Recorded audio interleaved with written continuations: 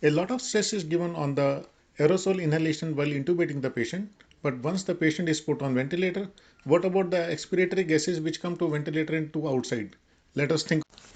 Dear friends, greeting from Hero DMC Heart Institute. As we have got challenge of ventilating patients in our ICUs, and all these patients on ventilator, they breathe out the gases, and these gases they come through this circuit and they go to the ventilator, and after that, this is the exhaust port or the expiratory port of the ventilator from where the gases come and then they spread to the ICU all around the ICU, and see the risk of we can imagine the risk of infection spreading to our medicals and paramedical staffs.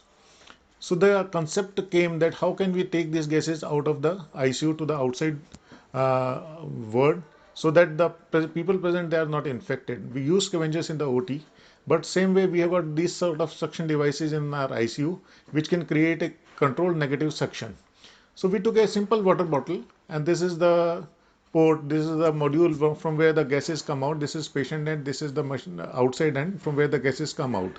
So what we planned that we make a hole in the bottle on the side, and we cut that hole so that we can fit the expiratory port into that hole. We can put the port expiratory port into the bottle. This is how the bottle is cut, maybe the same size or a little bigger size, so that we can put the expiratory port inside the bottle and then seal it. After that, so that the whatever the patient exhales gases, they come inside the bottle and they are not spread openly into the ICU. So this is after making the hole. We just put it and put the expiratory port inside, and same way we make a hole in the cap of the bottle as well, as you can see in this video.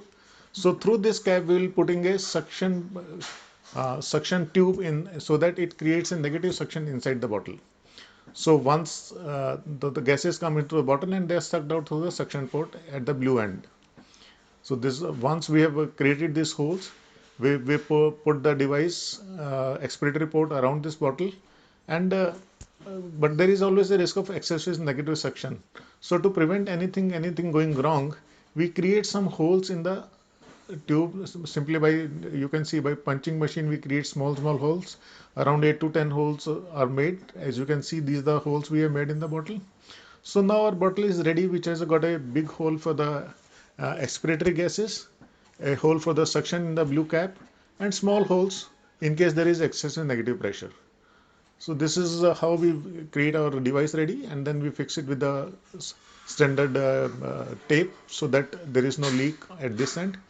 And once our kit is ready, we fix it to the machine, and let's see how it works. So this is the machine where this module is fitted, and after that, if you see, the bottle is attached to it with a micropore. There is no weight in it, so it should stay there. And from on this we apply the suction. Those on the blue bottle, as you can see, that's we have a controlled suction in our ICUs at most of the places. So with this we can control the negative suction we create in the bottle. So we take the tubing of this suction, put it inside that blue cap in which we made a hole for this tube, like this, and we can put a small seal on it so that there is enough negative suction created in the bottle. So once this is sealed, we put it back on the bottle. We can see there is negative suction created, and put it back on the bottle. So now our machine is ready, and we have tested on for demonstration. We have tested on the test lung with the ventilator settings on, with the controlled ventilation, and see the patient is breathing out the gases. The gases come here to the expiratory port, they go into bottle, and from bottle they are sucked out. Just to be very sure that there is no resistance to the expiration, we checked it and we kept the PEEP 0, and there was no resistance to the expiration. The end expiratory pressures was 0. So this way we are very sure that we can suck a lot of gases which patient exhales out of the ICU, and this can really reduce the load of viruses in a closed room of our intensive care unit. Thank you.